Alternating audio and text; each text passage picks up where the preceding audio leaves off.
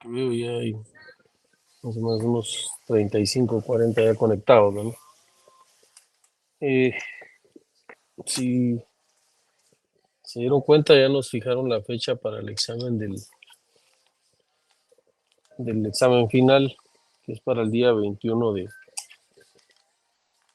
noviembre a las 7 horas en los salones 305 y 311. Así que iba más tardar el día de mañana, les estaré enviando las diapositivas ya de todos los contratos atípicos y sobre lo concerniente a la conciliación y arbitraje como formas de solución de conflictos en la contratación mercantil, ¿verdad?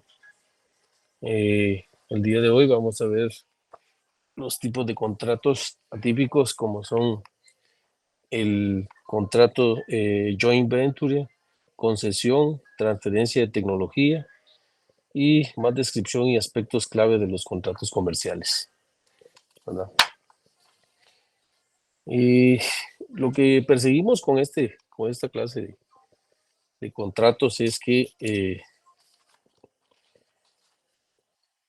explicar la naturaleza y los elementos clave que contiene cada uno de los contratos a que ya me referí. ¿Qué importancia tienen estos contratos? Pues estos contratos regulan relaciones empresariales y comerciales en distintos contextos.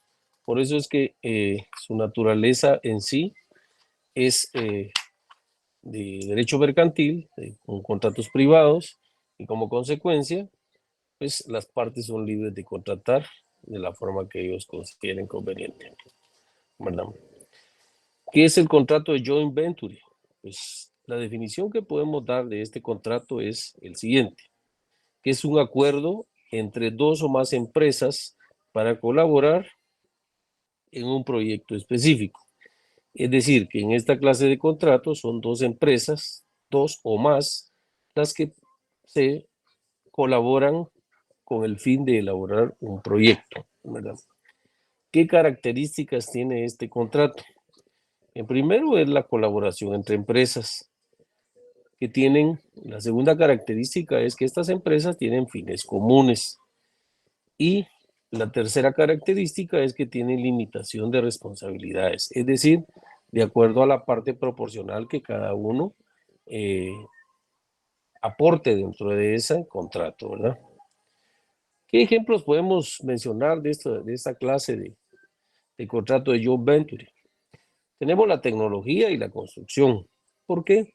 Porque normalmente son empresas las que desarrollan este tipo de acuerdos, como inicialmente lo dice la definición, y pues existe siempre la colaboración para poder realizarlos y poder usarlos dentro de la sociedad en que nos desenvolvemos, como es la sociedad guatemalteca. El otro contrato que tenemos es el contrato de concesión. ¿Qué definición podemos dar del contrato de concesión? Miren, solo les hago una aclaración. Les estoy explicando cada uno de los contratos porque yo voy oportunamente el día de mañana les voy a estar enviando todas las diapositivas para que ustedes puedan poner atención el día de hoy por la importancia que tienen esta clase de contratos que no los van a encontrar en la legislación, ¿verdad? Así que por favor traten de hacer el mayor esfuerzo los que están conectados, los que no, pues ellos se lo van a perder. Como les digo, pues yo el día de mañana más tardar, voy a tratar de enviarles todas las diapositivas que tengo con relación a los contratos estos que estamos viendo y los anteriores que vimos y los que alcancemos a ver el día de hoy, ¿no? Bueno, continuando con la explicación. Contrato de concesión. ¿Qué es el contrato de concesión? Es un acuerdo en el que una empresa otorga a otra el derecho de explotar un servicio. ¿Qué características tiene este contrato? Derechos y obligaciones del concesionario y concedente. La duración y la exclusividad. Es decir, que estos contratos no se pueden dar por terminado en forma anticipada, sino que para eso se fija el plazo y se deben de respetar los plazos que ambas partes se comprometieron dentro del mismo. Dentro de los contratos de concesión podemos mencionar los contratos de infraestructura y transporte público, a manera de ejemplo. ¿Por qué de infraestructura? Porque esto es a través de, de los acuerdos que llegan las partes, porque sacan a concesión un determinado proyecto para que lo desarrollen y que pueda realizar el mismo dependiendo la clase de servicio que se necesite que preste, ¿verdad? A manera de ejemplo, pues tenemos la infraestructura y el transporte público. Por ejemplo, el ejemplo de transporte público es el transporte que desafortunadamente no es el más idóneo, pero sin embargo ahí tenemos las empresas que prestan el servicio de transporte público, no solo urbano, sino extraurbano, ¿verdad? Ellos pues tienen un contrato con el cual prestan el servicio y por eso es que este procedimiento de esos contratos se rigen a través de la ley de compras y contrataciones del Estado, ¿verdad? Por supuesto, aplicándole el derecho mercantil, que es lo que nos interesa en cuanto al tema de los derechos y obligaciones, ¿verdad? También tenemos el contrato de transferencia de tecnología. ¿Qué podemos decir del contrato de transferencia de tecnología? Como su mismo nombre lo indica, es un acuerdo a que llegan las partes para transferir conocimientos o tecnología de una empresa a otra. Es decir, es la tecnología la que se va a prestar. Si ustedes se dan cuenta, aquí en Guatemala, pues hay bastantes empresas que se dedican a prestar ciertos servicios, como por ejemplo el Internet, la telefonía móvil, etcétera, ¿verdad? Los farmacéuticos, dentro de los productos que se transfieren para el consumo de la sociedad, ¿verdad? La definición que podemos dar es que es el acuerdo para transferir conocimientos o tecnología de una empresa a otra. Las características. Primero es que tienen que tener licencias para poder prestar ese servicio. Derechos de propiedad propiedad intelectual y obligaciones de confidencialidad. Es decir, que estas características hacen muy propio el contrato de transferencia de tecnología. ¿Por qué?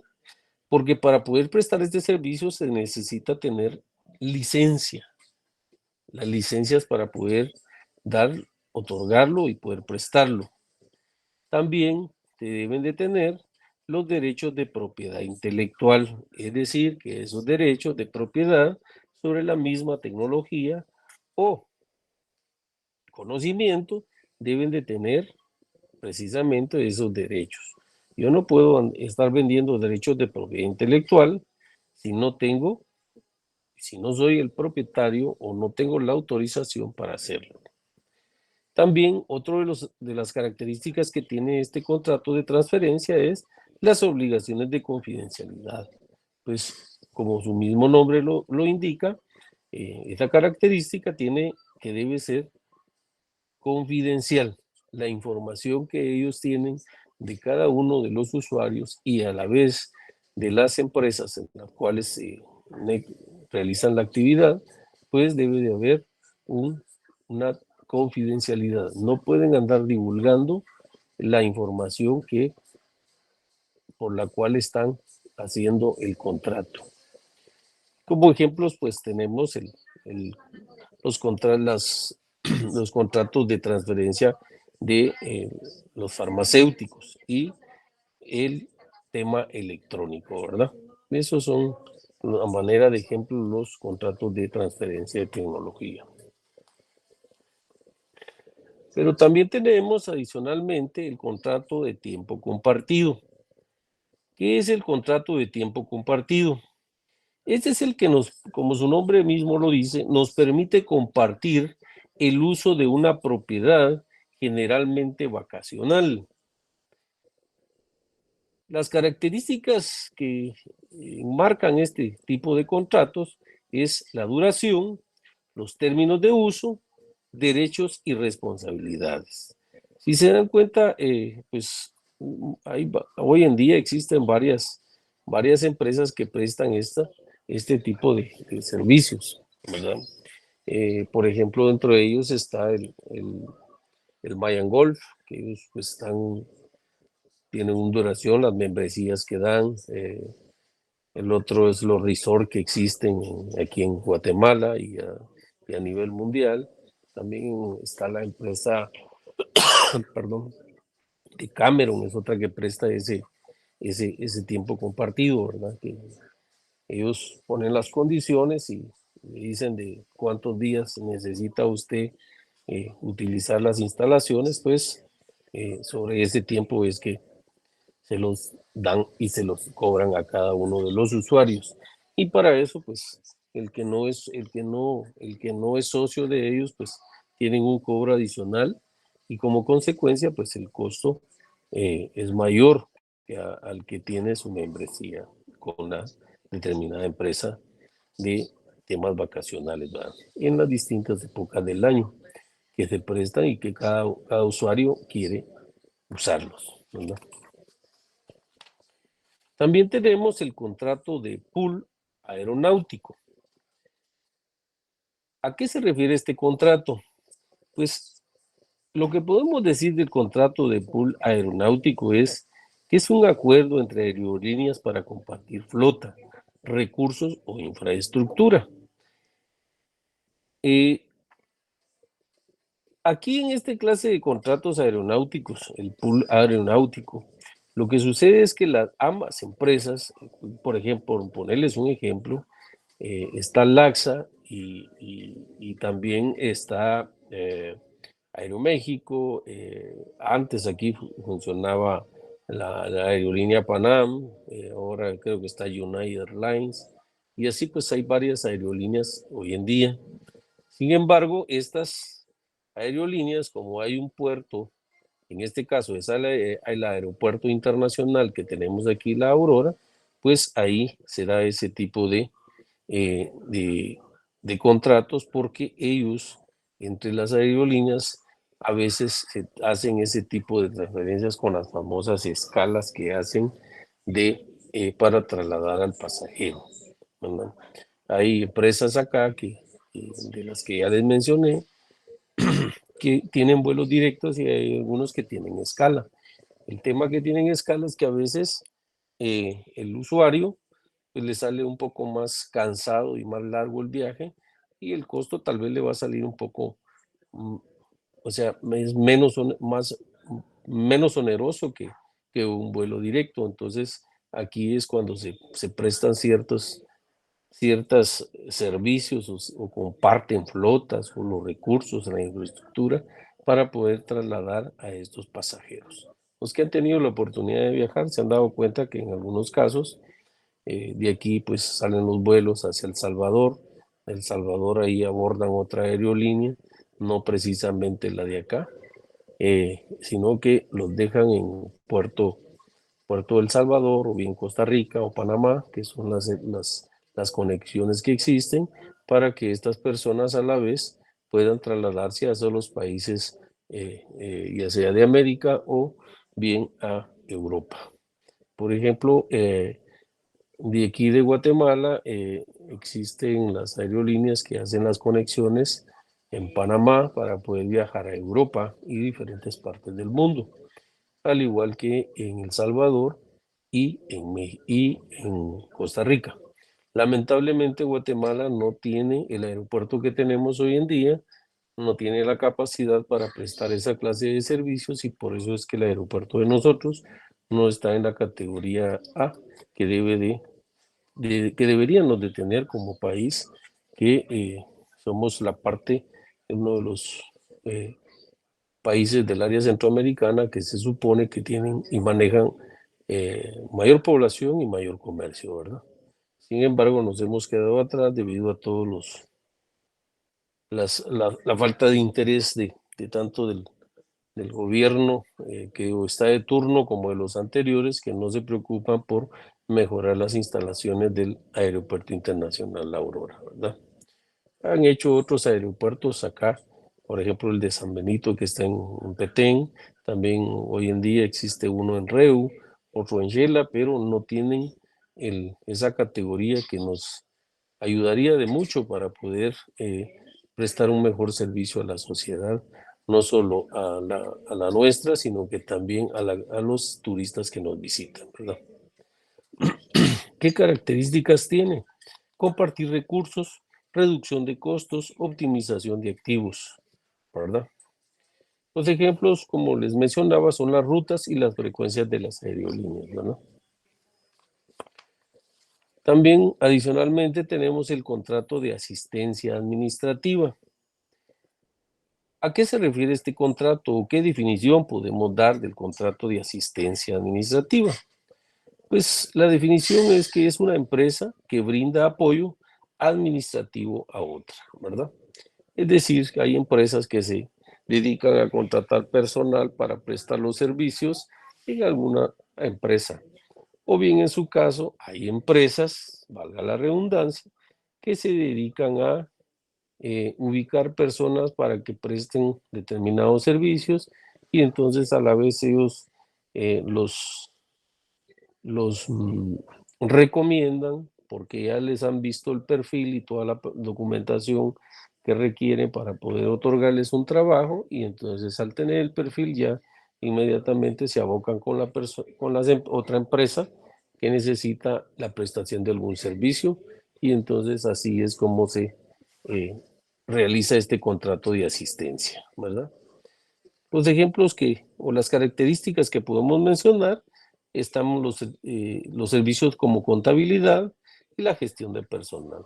¿Por qué? Porque hay empresas hoy en día eh, que se dedican a llevar contabilidades de empresas, ¿verdad? A través de sus auditores y contadores para llevar un mejor control de los activos y pasivos de las empresas que se dedican a esta prestación de servicios. Los ejemplos que podemos mejorar, que podemos mencionar es la mejora de eficiencia y la concentración en actividades principales, ¿verdad? Como las que ya les mencioné. Pero también tenemos el contrato informático. ¿A qué se refiere este contrato informático? Pues es la prestación de servicios informáticos como desarrollo de software o mantenimiento.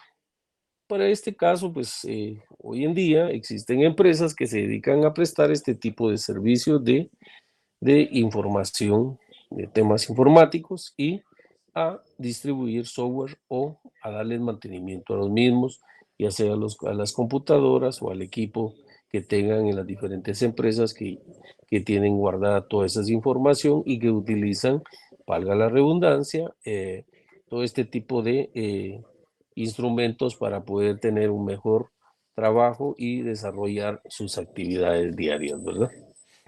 Las características que tiene este contrato informático es que existe una duración, la propiedad de desarrollos, el derecho de uso y algo bien característico de la confidencialidad. ¿Por qué? Porque al momento de tener ellos esta información, no pueden estarlo divulgando hacia la sociedad porque existe la confidencialidad de no divulgación de este tipo de información, ¿verdad? Y por ahí me pueden preguntar, pero si existe la información pública, sí, pero eso es para las entidades del Estado, pero en el referente a las entidades privadas, de empresas y personas individuales, no. Ahí sí no se puede obtener ese tipo de información, ¿verdad? Porque eso es entre particulares. Los ejemplos que podemos mencionar, el desarrollo de aplicaciones y los soportes técnicos que normalmente son los que venden a través de los software y los servicios informáticos que hoy en día tenemos a la orden para prestar y verbigracia. Aquí lo que estamos utilizando ahorita a través de la plataforma de la Universidad de San Carlos para poderles dar a ustedes estas conferencias a través de la vía virtual, ¿verdad?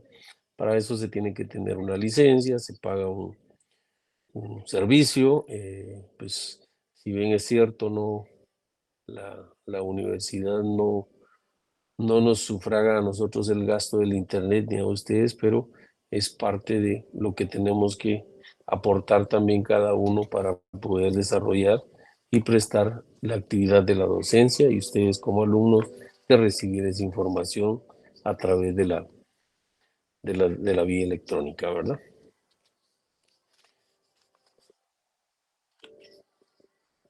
¿Qué comparación tienen estos contratos? La comparativa de cada contrato en términos de propósito, duración típica, sectores de aplicación, las ventajas y riesgos. Esa es la comparación que tienen esos contratos. En resumen, podemos decir de los contratos que acabo de mencionar que los puntos clave de cada contrato son la importancia de los contratos en los negocios que se formalizan y protegen relaciones comerciales. Eso en sí son los contratos a que ya hice referencia, como son el joint venture, concesión, transferencia de tecnología y las demás descripciones y aspectos clave de los contratos comerciales, ¿verdad? ¿Tienen alguna duda con relación a estos contratos que acabamos de ver?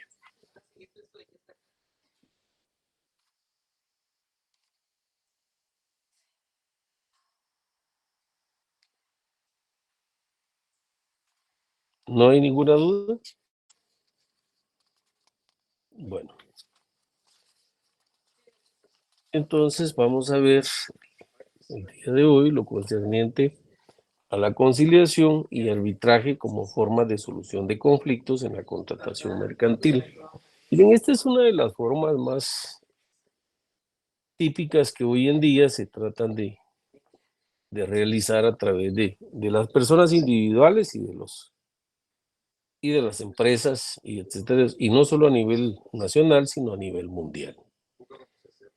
¿Qué es la conciliación? ¿Quién me puede mencionar lo referente que es conciliar? Les recomiendo que para el desarrollo de esta unidad que les acabo de mencionar, hay un libro que se llama Arbitraje y Conciliación, que se denomina Alternativas extrajudiciales de solución de conflictos, del licenciado Antonio Guillermo Rivera Noise. Quienes lo puedan adquirir, adquieran, o si no, pues se pueden ingresar a la página de Google y poder revisar ahí el libro, así se denomina, Arbitraje y Conciliación. Conciliación, si se recordarán ustedes en el artículo 99 perdón, el artículo 96 del Código Procesal Civil y Mercantil establece que las contiendas que no tengan regulada una tramitación especial se tramitarán por la vía del juicio ordinario. Sin embargo, dentro de las etapas del juicio ordinario hay una fase que se denomina conciliación. ¿Qué es conciliar? Pues conciliación es cuando las partes llegan a un entendido en base a alguna propuesta ecuánime que puede surgir por un tercero, que en este caso sería el tribunal de arbitraje. O en su caso, si lo enfocamos desde el ámbito jurisdiccional, pues sería un juez, ¿verdad? Eso es la conciliación. ¿Y por qué hablamos del arbitraje? Porque esta es la forma más viable que se han encontrado, de acuerdo a los tratadistas, para solucionar los conflictos en la contratación mercantil. La importancia de la resolución alternativa de conflictos.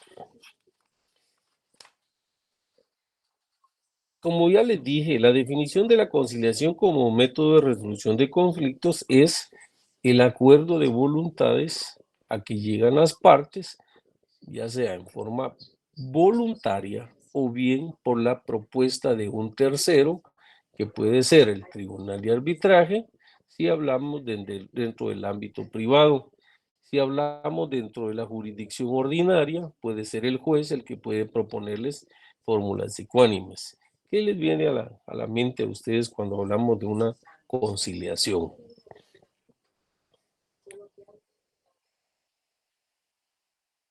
A ver, Edgar Rolando. Gracias y buenas noches. Pues definitivamente, como usted lo acaba de explicar, eh, las partes deben de llegar a un consenso, llegar a un acuerdo en cuanto a las obligaciones, en cuanto a los derechos que pueden tener cada una de las partes, ¿verdad? Eso sería conciliar. Correcto. Sí, miren, normalmente, y les voy a mencionar un ejemplo clásico aquí en nuestra sociedad, los famosos, las famosas pensiones alimenticias, ¿verdad? Ahí se da una etapa dentro del juicio oral de fijación de pensión alimenticia, una fase de conciliación, donde claramente establece la ley que el juez les propondrá fórmulas ecuánimes de solución al problema. Cuando hablamos de una pensión alimenticia dentro del juicio oral de fijación de pensión alimenticia, es porque tanto los cónyuges tienen, o sea, normalmente la esposa la que lleva una propuesta de cuánto es lo que pretende que se le dé por parte del, del hombre para los alimentos. Pero también esta pensión alimenticia debe ser en forma ecuánime, de acuerdo a la capacidad de quien los presta y de acuerdo a las necesidades de quien lo recibe.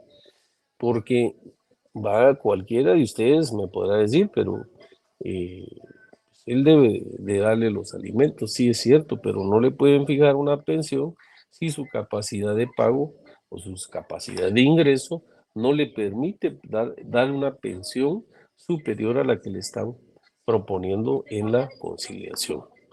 Entonces el juez normalmente les hace, las adviene a las partes, dice, a efecto de que se pongan de acuerdo. Normalmente cuando no hay acuerdo, el juez les llama a la reflexión a cada una de las partes, las consecuencias que pueda tener el proceso si no se llega a un arreglo por la vía directa. ¿Por qué? Por la vía directa, porque si es por la vía directa es porque están conciliando. Por la vía indirecta es cuando nos tenemos que ir a un proceso largo, lo cual va a provocar que haya una ampliación, modificación de la demanda, lo cual va a provocar que señalen una audiencia para que las partes comparezcan a juicio oral, previniéndoles que deben de acompañarse con sus respectivos medios de prueba. Aquí les hago un pequeño recordatorio de lo que ustedes vieron en derecho procesal civil. ¿Por qué? La importancia de que muchos pasan de noche esas etapas de los procesos y miren por qué venimos a caer aquí a la conciliación, precisamente porque son las formas ecuánimes que se les deben de proponer a las partes, haciéndoles ver los pro y contra que puedan tener. Como les digo, esta conciliación puede ser dentro de la contratación mercantil por la vía ordinaria o bien por la vía del tribunal de arbitraje, ¿verdad? En el tribunal de arbitraje normalmente hoy en Guatemala existen varios centros de conciliación y arbitraje, los cuales pues no crean que van a ir a una conciliación por pensión alimenticia a un arbitraje. El costo sería demasiado alto porque solo para poder acudir al tribunal de arbitraje, los costos son demasiado altos. Más o menos son $5,000 solo para poder tener acceso y acudir al arbitraje. Normalmente lo que se miran en esta clase de arbitraje son precisamente la contratación mercantil, ¿verdad? Contratos que se han realizado por las empresas o personas individuales o a la inversa que realizan ciertos negocios de los que ya hemos mencionado, los contratos que se celebran y dentro de las cláusulas compromisorias se dice que cualquier solución de conflictos que surja entre los socios o entre las partes deberá ser solucionado por la vía del tribunal de arbitraje. Y entonces ahí es cuando tienen que acudir a la vía del arbitraje para poder solucionar ese conflicto. ¿Por qué? Porque es lo que ordena lo que las partes acordaron al momento de celebrar ese contrato, ¿verdad? Les quiero dar una definición de lo que es el arbitraje. Y para eso, pues estoy utilizando el libro que ya les mencioné, el de arbitraje y conciliación, alternativas extrajudiciales de solución de conflictos, del licenciado Antonio Guillermo Rivera Noise, ¿verdad? ¿Qué podemos mencionar o qué podemos decir del arbitraje? El arbitraje es más que un juicio. Es una institución con individualidad única, pero compleja. Está integrado por varias partes que conforman un todo. Son estas partes la cláusula compromisoria, que es la que les acabo de mencionar, el compromiso, el nombramiento de los árbitros o arbitradores, el procedimiento arbitral y el laudo. Términos que son los que se utilizan para la solución de estos conflictos de contratación mercantil, ¿verdad?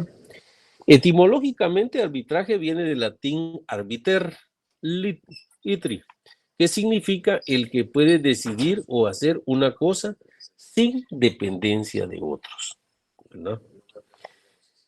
Para el argentino Osvaldo Alfredo Gossaini, el arbitraje puede definírselo como un método o técnica por el cual se trata de resolver extrajudicialmente las diferencias que intercedan en las reacciones entre dos o más partes, a cuyo fin se acuerda la intervención de un tercero, que es el tribunal, ya sea de arbitraje o bien el tribunal de la jurisdicción ordinaria, ¿verdad? Para que sea este quien lo resuelva. En opinión mía, el arbitraje es un juicio de conocimiento derivado de una relación jurídica contractual, mediante el cual, cuando hay controversias entre dos o más personas, empresas o estados, se reúnen a personas no vinculadas con el Poder Judicial, sino a particulares, a una institución para que los designe a los que reconocen autoridad y prestigio, a fin que después de apreciar los argumentos, pruebas y alegatos de las partes, emitan un veredicto conviniendo previamente y en forma libre a acatar el fallo con características y efectos idénticos a una sentencia judicial denominada laudo arbitral. ¿Por qué les hago ver esta definición? Porque se recordarán ustedes que el juicio oral está comprendido dentro de los juicios de conocimiento. Y el arbitraje anteriormente estaba dentro de los juicios de conocimiento, así como hasta el juicio ordinario, el juicio sumario, el oral y el arbitraje. Pero el arbitraje fue expulsado del ordenamiento jurídico del Código Procesal Civil y lo remitieron a la vía extrajudicial para la solución de esos conflictos, ¿verdad? Entonces, por eso es que normalmente decimos que es un juicio de conocimientos, ¿verdad? Y esto lo está en el decreto 67-95 del Congreso de la República, ¿verdad? Les recomiendo que si tienen la oportunidad de revisarlo, lo hagan, porque ahí en el propio decreto 67-95, en ese se basa la definición de quien les está explicando el tema de el arbitraje.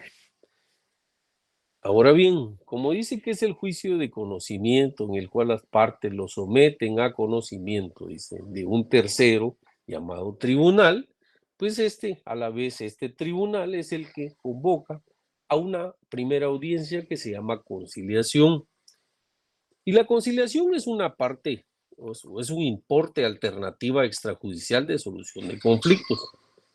Etimológicamente, conciliación proviene del verbo conciliare, que significa concertar, poner de acuerdo, componer o conformar a dos partes que se debaten en una controversia de intereses o en disidencia. Es decir, el tribunal los convoca para proponerles fórmulas ecuánimes de un arreglo por la vía directa.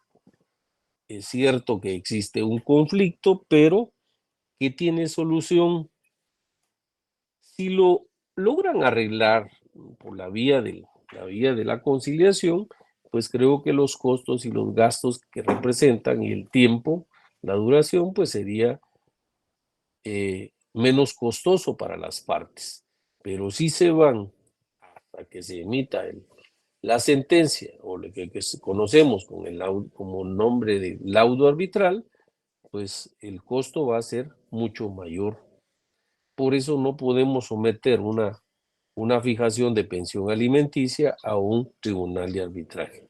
¿Por qué? Pues si apenas estamos pidiendo que se fije una módica suma de unos 2.000, 3.000 quetzales de pensión alimenticia, ya se imaginan cuánto le representaría a las partes irse a un arbitraje extrajudicial, ¿verdad?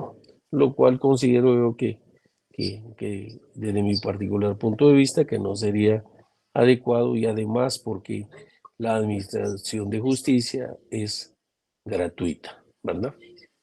Y en este caso, pues, es un conflicto de una fijación de alimentos que es una cuestión eminentemente de naturaleza pública. Si bien es cierto, es entre dos particulares, lo es también que una empresa no va a fijar una pensión alimenticia, ¿verdad?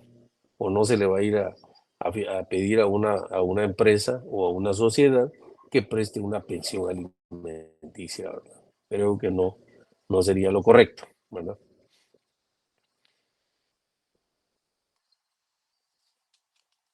El tema de la conciliación de la contratación mercantil juega una descripción del papel de un conciliador y como facilitador en la comunicación entre las partes. Por eso es que es la conciliación en la contratación mercantil. ¿Por qué? Porque es la forma de resolver muchas veces los conflictos.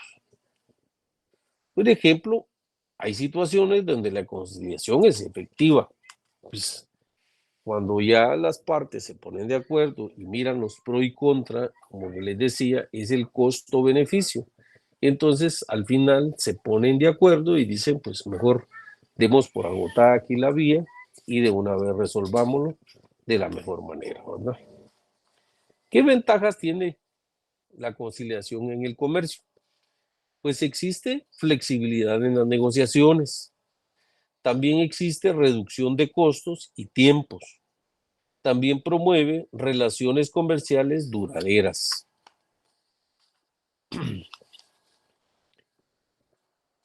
¿Qué papel juega el arbitraje en la contratación mercantil? Como ya dimos la definición del arbitraje y su diferencia con la conciliación, la explicación del proceso arbitral y la figura del árbitro. Como les mencionaba, aquí normalmente en el proceso arbitral existe un tribunal de arbitraje, que es el que se tiene que integrar. Normalmente cada una de las partes propone un árbitro y tienen que poner un tercero en discordia para que haya un fallo ecuánime, ¿verdad? Y justo, ¿verdad? Entonces, por eso es que si no se ponen de acuerdo las dos partes, menos se van a poner de acuerdo los dos árbitros que cada una de las partes propuso. Entonces tiene que haber un tercero para que desempate la opinión de cada uno o el dictamen de cada uno de los árbitros que propusieron las partes, ¿verdad? Las ventajas del arbitraje en el comercio. Pues existe una vinculación de las partes al laudo arbitral. ¿Y qué es el laudo arbitral? Es la sentencia extrajudicial que se emite por parte del Tribunal de Arbitraje. Dos, existe mayor especialización en temas comerciales. Si se dan cuenta, por eso es que esta soluciona conflictos de derecho mercantil, ¿verdad? Porque su especialización son temas comerciales. ¿Por qué? Porque ahí es donde está el lucro en el tráfico mercantil, ¿verdad? Pero también tiene otra de las ventajas. Existe confidencialidad y mayor control en el proceso. Es decir, las partes pueden llegar el rato o el momento que deseen junto con su abogado y solicitar que le pongan a la vista el expediente y revisarlo él de viva voz con su abogado, o bien él, si lo quiere hacer de una manera unilateral, sin el auxilio de su abogado, pues él puede comparecer a revisar el expediente. Caso que no sucede en los tribunales ordinarios, sino que algunos creo que han tenido alguna experiencia en acudir a los tribunales y lo primero que le dicen, usted es parte dentro del proceso, identifíquese. Bueno, ahí está. Pero si usted no entiende el proceso, pues para eso tiene que llevar a su abogado para que lo auxilie, ¿verdad? Esa es la función que tiene el abogado dentro de los procesos. ¿Qué podemos decir de la conciliación versus arbitraje? La comparación que existe de los procesos son los costos, tiempos y resultados entre conciliación y arbitraje. Por eso les decía que estas son las características que tienen ambos, la conciliación y el arbitraje. Porque el costo, el tiempo y el resultado que se da entre la conciliación y el arbitraje. Porque en la conciliación es la vía más rápida. Y el arbitraje nos vamos hasta el laudo arbitral, ¿verdad? También tiene una tabla o matriz con ventajas y desventajas de cada método.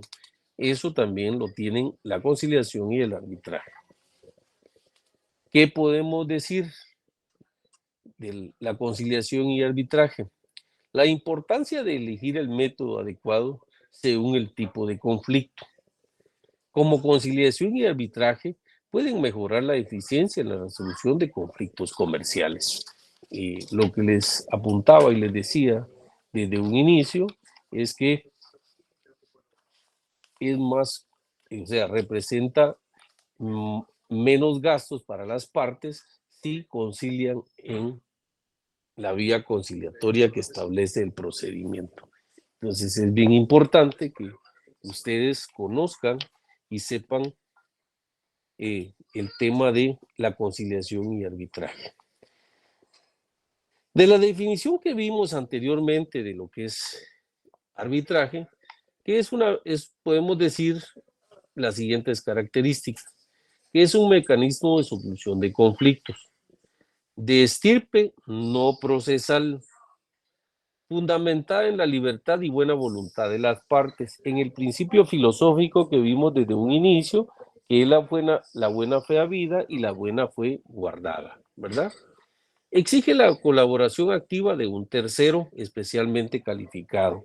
Aquí hablamos de especialistas precisamente en arbitraje para solucionar ese conflicto, que es lo que conocemos como el tribunal de arbitraje, ¿verdad?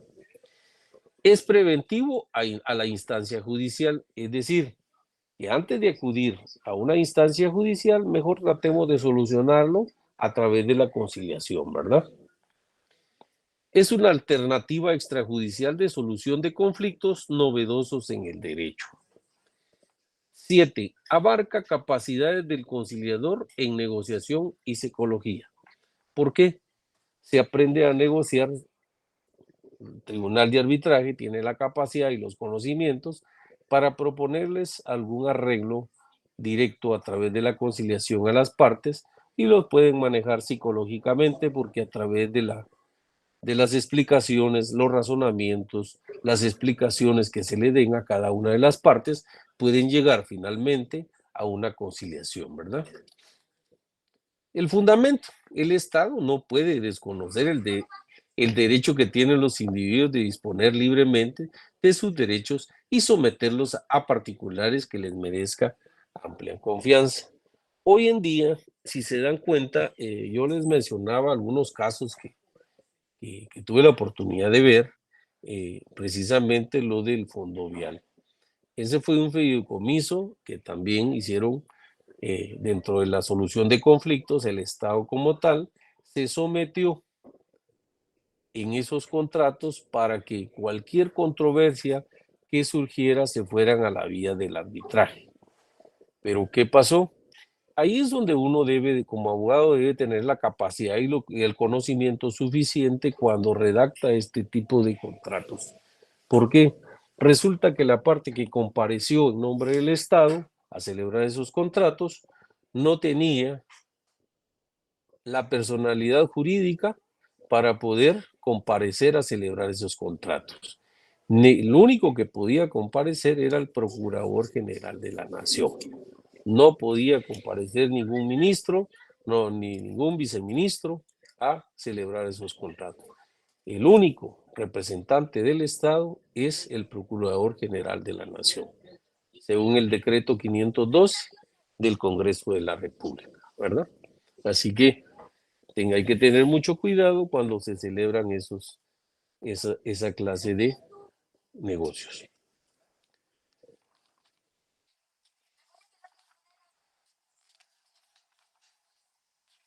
Pues hasta aquí podemos mencionar lo concerniente al Tribunal de, de Conciliación y Arbitraje para la solución de conflictos dentro del tema que nos tocó desarrollar el día de hoy, ¿verdad? La clasificación del arbitraje. Por las personas que lo administran, pues puede ser ad hoc y puede ser institucional, por su origen voluntario o forzoso, por el procedimiento, derecho y equidad, y por derecho, derecho público y derecho privado, ¿verdad? ¿Por qué decimos que es institucional? Porque es aquel en donde una institución de carácter permanente, muchas veces denominada Centro o Corte Administrativa de Procesos Arbitrales, se encarga de promover el arbitraje y darle apoyo necesario, tanto a los interesados de darle este tipo de solución de sus diferencias, como al tribunal arbitral cuando éste sea constituido, bien sea designado por el propio centro o privadamente por las partes que luego acuden al centro para que administre el arbitraje. ¿Qué es lo que sucede? Que hoy en día, como les dije, existen las instituciones o los centros de arbitraje. Pues estos centros de arbitraje, aparte de que tienen un costo bastante alto, solo para integrar ese tribunal, porque es posible que cada una de las partes digan en el contrato, cada uno pondrá su árbitro, ok, cada uno va a tener que proponer, pero al centro de conciliación y arbitraje va a tener que designar uno, y es el tercero que va a ser el tercero en discordia, que es el que va a darle la razón a cualquiera de los dos árbitros en la solución de ese conflicto, lo cual les va a representar un costo bastante oneroso, ¿verdad? Y voluntario, como les digo, pues ambas partes pues son las que se manifiestan al otorgar el compromiso arbitral, ¿verdad? Y forzoso cuando se opone al anterior y se hace obligatorio cuando la ley lo impone como un medio para solucionar un conflicto o cuando las partes pueden exigirlo con base a un convenio anterior. Arbitraje de derecho es aquel por medio del cual los árbitros deben de desempeñar su función juzgando y fallando conforme a derecho, adecuando el fallo a las leyes y el procedimiento también. Se requieren este tipo de arbitrajes que los árbitros sean abogados y notarios. Ojo, no puede ser cualquier particular. Por excelencia deben de ser abogados y notarios. Y cuando hablamos de un arbitraje de equidad, este proceso arbitral, dice, no está rigurosamente sujeto a las reglas procesales estrictas. Los árbitros fallan según su ciencia y conciencia. No necesariamente deben los árbitros ser abogados. Eso es para el de equidad, pero para el de derecho sí, ¿verdad? Arbitraje de derecho público. Se refiere al arbitraje en donde intervienen los intereses públicos y nacionales, así como el Estado, en su totalidad, tales como el arbitraje resuelto entre Chile y Argentina por el diferendo territorial de la laguna del desierto. Como también hoy en día todavía Guatemala tiene algunos conflictos que se fueron al arbitraje con relación al tema de Belice, ¿verdad? Miren en qué año estamos, en qué siglo estamos y todavía no se ha podido solucionar ese conflicto y que solo gastos le ha representado a Guatemala, ¿verdad? Y tenemos el arbitraje de derecho privado, que tradicionalmente se considera como las dos ramas que conforman el derecho privado y el derecho civil y mercantil, cuando el proceso se refiere a normas sustantivas de derecho civil o mercantil, ¿verdad? Entonces estaremos ante un proceso arbitral de derecho privado, ¿verdad? Hay conflictos que se deben de solucionar a través de la vía del arbitraje. ¿Pero por qué? Porque las partes así lo dispusieron. El decreto 67-95 es la ley de arbitraje del Congreso de la República, así que les recomiendo que le peguen una revisadita para el examen que tendremos el día 21 de noviembre. Nos quedamos ahí, compañeros. Que tengan buena noche.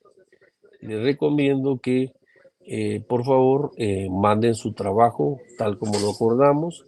Ya está la plataforma en Classroom, se los dice ver desde el último día de clases, ya estaba en la plataforma para que solo lo suban. Tengo entendido que algunos compañeros han estado mandándolo por correo, pero las instrucciones o lo que se explicó en la clase es que se tiene que mandar a través de esa plataforma, no al correo que yo les di en su momento, ¿verdad?